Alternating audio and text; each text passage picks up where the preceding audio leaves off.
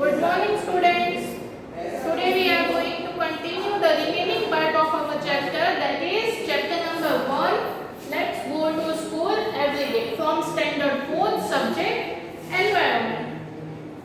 So before going to remaining part of the chapter, let us revise what we have learned yesterday. Okay? हमने क्या क्या पढ़ा था कल, क्या क्या लर्न किया था?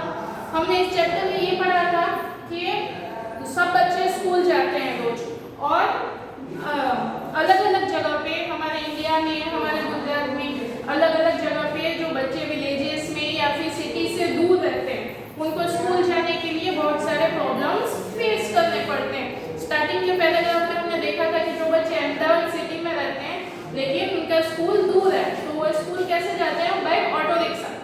फिर उसके बाद हमने देखा था कि रिवर के दूसरी साइड पे जो बच्चे रहते हैं उनका स्कूल रिवर के दूसरे side, another side of the river है, तो वो स्कूल कैसे जाते हैं? ब्रिज क्रॉस करके। फिर हमने देखा था कि जो बच्चे ऐसे एरिया में रहते हैं जिनके चारों तरफ पानी है, उनका जो एरिया है वो और चारों तरफ पानी से सराउंडेड है, तो वो लोग कैसे जाते हैं? वो बच्चे, वो स्टूडेंट्स बोट में बैठ के स्कूल जाते हैं। फिर जो क्या बोलते हैं, डेजर्ट में रहते हैं, जो बच्चे डेजर्ट में रहते हैं, जो स्टूडेंट्स डेजर्ट एरिया में रहते हैं, वो क्या यूज करते हैं? कैमल पैड का यूज करते हैं स्कूल जाने के लिए। फिर जो स्टूडेंट्स, जो चिल्ड्रंस विलेजेस में रहते हैं वो स्कूल जाने के लिए किस चीज का यूज करते हैं? तो वो स्कूल जाने के लिए बुलेट कार्ट का यूज करते हैं। और समर सीजन या फिर रेनी सीजन में अपने आप को प्रोटेक्ट करने के लिए हीट से और रेन से वो क्या यूज करते हैं? वो यूज करते हैं अम्ब्रेला। फिर उसके बाद हमने देखा था कि पहले के जमाने में, पहले के टाइम्स में जो गर्ल्स थी उनको स्कूल जाने के लिए अलाउ नहीं किया जाता था, लेकिन फिर धीरे धीरे अभी जो न्यू जनरेशन आ रही है उनको धीरे धीरे स्कूल जाने के लिए अलाउ किया जाए। तो वो स्कूल कैसे जा रही हैं? वो बाय राइडिंग द बाइसिकल, वो बाइसिकल चला के स्कूल जा रहे हैं। ठीक है। फिर हमने देखा था जो सिटीज वगैरह में बच्चे रहते हैं, स्टूडेंट्स रहते हैं, वो स्कूल कैसे जाते हैं? तो वो है कि उनको स्कूल वैन प्रोवाइड करता है या फिर उनके पेरेंट्स वगैरह उनको स्कूल छोड़ देते हैं, है ना। अगर आप लोग भी आजू बाजू के एरिया में रहते हो तो आप भी आपके पेरेंट्स छोड़ देते होंगे या फिर आप अपना साइकिल वगैरह लेके आते होंगे या फिर किसी बस में या फिर ऑटो रिक्शा में स्कूल आते हो, है ना। वैसे ही जो स्कूल के आजू बाजू एरिया में जो स्टूडेंट्स रहते हैं, जो चिल्ड्रन रहते हैं, उनको स्कूल ये फैसिलिटी प्रोवाइड करती है। बहुत सारे स्कूल्स में ऐसी फैसिलिटीज प्रोवाइड की जाती है। फिर यहाँ तक हमने पढ़ा था अपने लास्ट वीडियो में, है ना। तो let's continue the remaining part of the chapter. All of you open page number 5 in your environment text. अपने टेक्स्ट बुक में सब लोग पेज नंबर 5 ओपन करेंगे, ठीक है। चलो। Can you think of a place where none of these vehicles can reach? Are there such places? क्या आप ऐसे प्लेस के बारे में सोच सकते हो जहाँ पे कोई भी व्हीकल नहीं जा सकता है? ना ट्रेन जा सकती है, ना आपका एक्टिवा या बाइक वगैरह जा सकती है, ना साइकिल लेके जा सकते हो, कोई भी व्हीकल नहीं जा सकता है वहाँ पे। तो ऐसे जगह पे कैसे जाते होंगे बच्चे स्कूल? ठीक है ना, वो हम आगे पढ़ेंगे। So let's read. Children cross the jungle. क्या हेडिंग दिया इस पैराग्राफ को? Children cross the jungle, मतलब बच्चे जंगल क्रॉस कर रहे हैं। We live in deep forest. We have to go through a thick forest to reach school. It is very silent in jungle that we can hear the sound of different kinds of birds and animals. We go to school through the jungle every day. यहाँ के जो children है, जो students है, वो क्या बोल रहे हैं कि वी लिव इन गिर फॉरेस्ट। ये स्टूडेंट्स कहाँ पे रहते हैं? गिर फॉरेस्ट में रहते हैं। वी हैव टू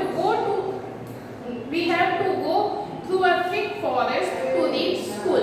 उन्हें स्कूल जाने के लिए हमेशा थिक फॉरेस्ट को, रोज थिक फॉरेस्ट को क्रॉस करके वो स्कूल जाते हैं। It is very silent in jungle that we can hear the sounds of different birds and animals. जंगल में इतनी साइलेंट, इतना शांति है कि आपको बर्ड्स और एनिमल्स की आवाज भी सुनाई देती है। क्यों? क्योंकि वहाँ पे ह्यूमन बीइंग्स भी ज्यादा नहीं रहते और ना ही रोड वगैरह है कि वहाँ पे व्हीकल्स एनिमल्स वगैरह चलेंगे तो वहाँ पे एकदम साइलेंट एटमॉस्फेयर होता है, जिसकी वजह से आपको बर्ड्स और एनिमल्स के साउंड भी सुनाई देते हैं। We go to school to the jungle every day, और रोज इस जंगल को क्रॉस करके जो यहाँ के स्टूडेंट्स हैं, जो चिल्ड्रन है, वो स्कूल जाते हैं, ठीक है ना। फिर नीचे हमें क्वेश्चन दिया हुआ है, which birds and animals can you recognize by their sounds? ऐसे कौन से बर्ड्स और एनिमल्स हैं जिनके साउंड से, जिनकी आवाज से आपको पता चल जाता है कि हाँ ये इस एनिमल का या इस बर्ड का आवाज है। तो हमने कल ही लिखे थे 3 बर्ड्स और 3 एनिमल्स के नाम। कौन कौन से लिखे थे? पीकॉक है, क्रो है, पैरोट है, फिर और भी है जैसे स्पैरो है, कुकू, ऐसे बहुत सारे बर्ड्स हैं जिनके आवाज से, बुलबुल, जिनके आवाज से आपको उनको रिकॉग्नाइज कर लेते हो कि हाँ ये कोयल का आवाज है, ये पैरोट का आवाज है। वैसे एनिमल्स भी बहुत सारे हैं जिनके साउंड से आपको पता चल जाता है कि कौन से एनिमल का आवाज है। जैसे डॉग है तो वो बात करता है, कैट है तो वो म्यू करेगी, ऐसे आप पहचान जाते हो। तो हमने कल 3 एनिमल्स के नाम लिखे थे, एलिफेंट, लायन, डॉग, है ना। फिर next question, what care should you take while passing through jungle? जंगल से, जंगल को क्रॉस करते टाइम या जंगल से पास होते टाइम आपको कौन कौन से केयर्स लेने चाहिए? तो मैंने आपको कल लिखवाए थे 3 पॉइंट्स कि जब भी आप जंगल से क्रॉस कर रहे हो तो आपको वाइल्ड एनिमल्स का बहुत ध्यान रखना चाहिए कि कहीं वो आपके ऊपर हमला ना कर दे, कहीं वो आपको कोई नुकसान ना पहुंचाए। इसलिए आपको एकदम डार्क कलर के कपड़े नहीं पहनने चाहिए, लाइट कलर के कपड़े पहनने चाहिए जिनसे आप उनके नजर में ना चढ़ो। और सेकंड पॉइंट कि हमें कोई भी स्ट्रेंज फ्रूट वगैरह नहीं खा लेना चाहिए, क्योंकि बहुत टाइम ऐसा होता है कि जो जंगल्स में फ्रूट वगैरह जो ग्रो करते हैं ना, वो कैसे होते हैं, पॉइजनस होते हैं, जहरीले होते हैं। इसलिए हमें कोई भी स्ट्रेंज फ्रूट नहीं खाना चाहिए। नेक्स्ट, ये जो जंगल के रास्ते होते हैं वो कैसे होते हैं, एकदम स्मूथ तो हो गए नहीं वो रास्ते, कैसे होंगे? वहाँ पे रास्ते में बहुत सारे पत्थर होंगे, कांटे वगैरह हो सकते हैं, या फिर कहीं कीचड़ वगैरह भी हो सकता है। तो इसलिए हमें बेयर फुट, नंगे पैर नहीं जाना चाहिए, हमें शूज वगैरह पहन के ही जंगल में जाना चाहिए। फिर ये जब हम जंगल क्रॉस कर रहे हैं तो जंगल में ऐसे भी बहुत सारे क्रिएचर्स हैं जो पॉइजनस है, जो हमें अगर काट ले तो हमें उनका जहर चढ़ सकता है, उनका पॉइजन हमारे बॉडी में एंटर कर सकता है, जो कि हमारी बॉडी के लिए हार्मफुल है। जैसे स्नेक है, फिर स्कॉर्पियो है ना, वैसे। ठीक है। Next paragraph, Rocky paths. We live on the mountains. The paths are rocky and uneven. For others, the path is difficult, but we can easily come up and down. We use this path to go to school. यहाँ के children क्या बोल रहे हैं कि we live on the mountain. जो ये children लोग कहाँ पे रहते हैं? माउंटेन एरिया में रहते हैं, ठीक है। और the path are rocky and uneven. Rocky means बहुत जहाँ पे बड़े-बड़े पत्थर हो, ठीक है। और uneven means एकदम स्मूथ रास्ता नहीं, uneven ऊपर नीचे हो सकता है और उबड़-खाबड़ भी होता है। तो क्या यहाँ के रास्ते बहुत ही रॉकी और uneven है। For others the path is difficult.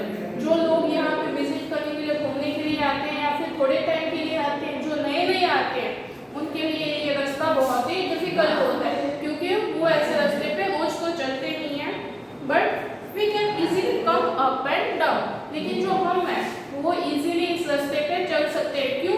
क्योंकि वो उनको हैबिट हो चुकी है उस रास्ते की, वो रोज ऐसी इसी टाइप के रास्ते पे चलते हैं, रोज यही रास्ता, यही पाथ क्रॉस करके वो स्कूल जाते हैं, इसलिए वो ऐसे रास्ते में इजीली ऊपर नीचे जा सकते हैं। We use this path to go to school every day. और वो ये चिल्ड्रन इस रास्ते का यूज करके रोज स्कूल, एवरी डे स्कूल पहुंचते हैं, ठीक है। Turn the next page, page number 6. Here one story is given of a girl whose name is Nidhi. So let's read her story. My name is Nidhi. I study in 4th standard. I cannot do the work easily like other children. My legs are not working by birth. At first, I found difficult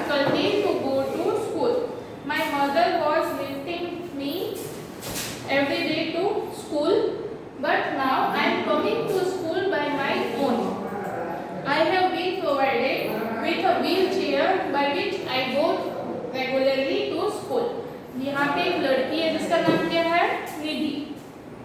वो handicap है। Handicap means वो बच्चे या वो लोग जिनके हाथ या पैर या शरीर के किसी भी चीज में थोड़ी बहुत प्रॉब्लम होती है, ठीक है। वो ठीक से चल नहीं सकते हैं या फिर कोई और काम वगैरह नहीं कर सकते हैं, तो वो बच्चे हैंडीकैप्ड होते हैं। वो लोगों को हैंडीकैप्ड कहते हैं। देखा होगा आपने कभी कभी किसी के पैर में या फिर हाथ वगैरह में प्रॉब्लम होती है।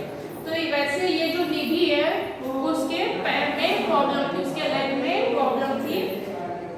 My legs are not working by birth। और जब जैसे ही उसका बर्थ हुआ, जब से वो पैदा हुई है, तब से उसके पैर ठीक से काम नहीं कर सकते थे, वो चल नहीं सकती थी, आपके या हमारी तरह। My mother was lifting me every day to school। उसकी मम्मी रोज उसे स्कूल लेके आती थी। I have been provided with a wheelchair by which I go regularly to school। लेकिन अब क्या हुआ कि स्कूल वालों ने उसे एक व्हील चेयर प्रोवाइड की है, जिसकी हेल्प से वो इजीली स्कूल आया जा सकती है। अब उसकी मम्मी को उसे छोड़ने आने की या लेके आने की जरूरत नहीं पड़ती है, ठीक है। Which kind of difficulties physically disabled people face। यहाँ पे आपको क्वेश्चन दिया हुआ है, question is given to you, जहाँ पे आपको एक साइड डिसेबिलिटीज लिखी है और दूसरे साइड आपको लिखना है कि उनको कौन कौन सी डिफिकल्टीज फेस करनी पड़ती है, okay. So let's side disability और यहाँ पे difficulties.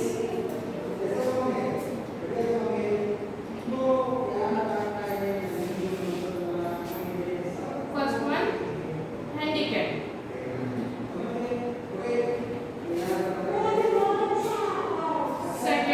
blind, third deaf and dumb,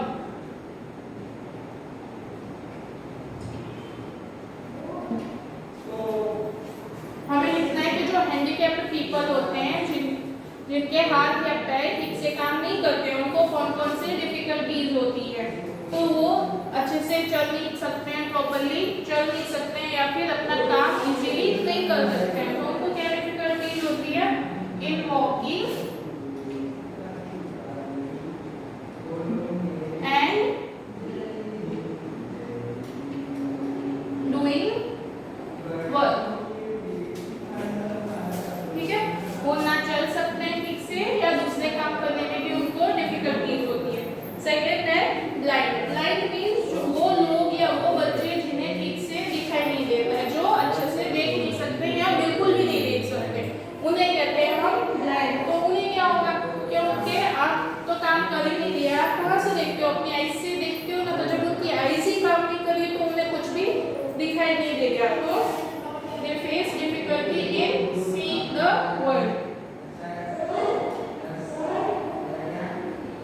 cannot see the things। वो क्या करते हैं, क्या वो देख नहीं सकते हैं, इसलिए वो चीजों को फील करते हैं, ऐसे टच करके फील करते हैं कि ये कौन सी चीज है। Next deaf and dumb. Deaf and dumb means जो नहीं सुन सकते हैं और ना ही बोल सकते हैं, उन्हें हम डीफ एंड डम्ब कहते हैं, ठीक है। तो उनको क्या डिफिकल्टी होगी कि ना ही वो बोल सकते हैं और ना ही सुन सकते हैं, आप जो भी बोलोगे वो उनको सुनाई नहीं देगा। तो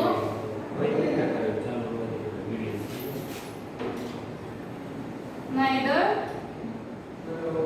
hear or nor speak, नहीं सुन सकते और ना ही बोल सकते। फिर यहाँ पे आपको एक एक्टिविटी करने के लिए बोला गया है, do blindfold on the eyes and go to the ground, what do you feel। आपको एक एक्टिविटी करनी है कि अपनी आंखों पे पट्टी बांध लेनी है और फिर आपको ग्राउंड पे जाना है और आपको लिखना है कि आपको कैसा फील हो रहा है, कि आपको कुछ भी दिखाई देगा नहीं, आपको आपकी आंखों के सामने एकदम अंधेरा लगेगा और आपको कुछ भी नहीं दिखाई देगा, ठीक है। Next, except Gujarat other state also have the kind of parks which we do not have here. Let's see, here the student how the students go to school there. Okay, Gujarat के अलावा भी ऐसे बहुत सारे जगह है, ऐसे बहुत सारे स्टेट्स है जहाँ पे जो पाथ है वो एकदम इजी नहीं है। वहाँ के स्टूडेंट्स को कौन कौन सी डिफिकल्टीज फेस करनी पड़ती है वो हम यहाँ पे रीड करेंगे, ठीक है। Ropeway, have you ever been to Pavagadh और Ambaji? There is a ropeway to reach temple from down to up. Ropeway consists of a strong rope of wires and trolley. We sit in the trolley and go. Get extra information of ropeway from your teacher. Many states have this kind of way to cross river or valley. School children also use this. ऐसे बहुत सारी जगह है जहाँ पे हम easily चढ़ नहीं सकते हैं। जैसे यहाँ पे आपको बोला है have you ever been to Pavagadh और अंबाजी? क्या आप कभी पावागढ़ और अंबाजी गए हो? इफ यस, आपने वहाँ पे देखा होगा कि वहाँ पे ट्रॉली की फैसिलिटीज अवेलेबल है। ट्रॉली फैसिलिटीज या रोपवे मीन्स क्या होता है? ये जो बड़े बड़े बहुत ऊपर की जगह होती है जहाँ पे आप इजीली जा नहीं सकते हो, ना व्हीकल्स इजीली जा सकते हो, और अगर जा भी सकते हो तो वहाँ पे बहुत टाइम लगता है आपको जाने में। तो वहाँ पे रोपवे की फैसिलिटीज या रोपवे का यूज किया जाता है, ठीक है। तो रोपवे क्या होता है? रोपवे मीन्स जो आपको जिस एरिया पे जाना होता है वहाँ पे एक थिक वायर लगाया जाता है, रोप होती है वायर की, और उसमें ट्रॉली लगाई जाती है। आपको उस ट्रॉली में बैठाया जाता है और वो ट्रॉली आपको जहाँ पे जाना होता है वहां तक ले जाती है, ठीक है। ऐसे यहाँ के जो बच्चे हैं जो माउंटेन एरिया के या फिर जो माउंटेन एरियाज के जो चिल्ड्रंस है, जो बच्चे हैं, उनको स्कूल जाना होता है तो वो कैसे जाते हैं? ट्रॉली का यूज करके। आपने देखा होगा यहाँ पे आपके पिक्चर में आपको दिखाई दे रहा है कि ये थिक रॉप है वायर्स की और यहाँ पे ट्रॉली लगी हुई है। तो बच्चे देखो, एक बच्चा है जो ट्रॉली में बैठ रहा है और फिर वो ट्रॉली में बैठ के स्कूल जाते हैं, ठीक है। Next page number 7. Except this in many states because of heavy rain there is lot of water. So to cross it, bridge of bamboo is made. At many places wooden plank or bridge made of rock is used. No matter whether there is a dense forest, farms, rivers, mountain or desert, we will regularly reach school. ऐसे बहुत सारी जगह है, ऐसे बहुत सारे states है गुजरात के अलावा जहाँ पे बहुत ज़्यादा हेवी रेनफॉल होता है, बहुत ज़्यादा बारिश होती है जिसकी वजह से सब जगह पानी भर जाता है। तो वहाँ के बच्चे कैसे स्कूल जाते हैं? तो वहाँ के बच्चे ब्रिज को क्रॉस करके ब्रिज में जाते हैं और वो ब्रिज बैम्बू का या फिर वुडन प्लैंक का बनाते हैं और उस ब्रिज के ऊपर चल के वो स्कूल जाते हैं, ठीक है। Here one question is given to you. Do you face difficulties on your way to school? आपको स्कूल जाने के लिए कोई डिफिकल्टीज होती है? तो नहीं, आप तो स्कूल के आसपास रहते हो और आपको स्कूल आने के लिए कोई भी डिफिकल्टी नहीं होती है। तो हमारा आंसर क्या होगा? हमारा answer will be no. Okay, so here we are completing our chapter.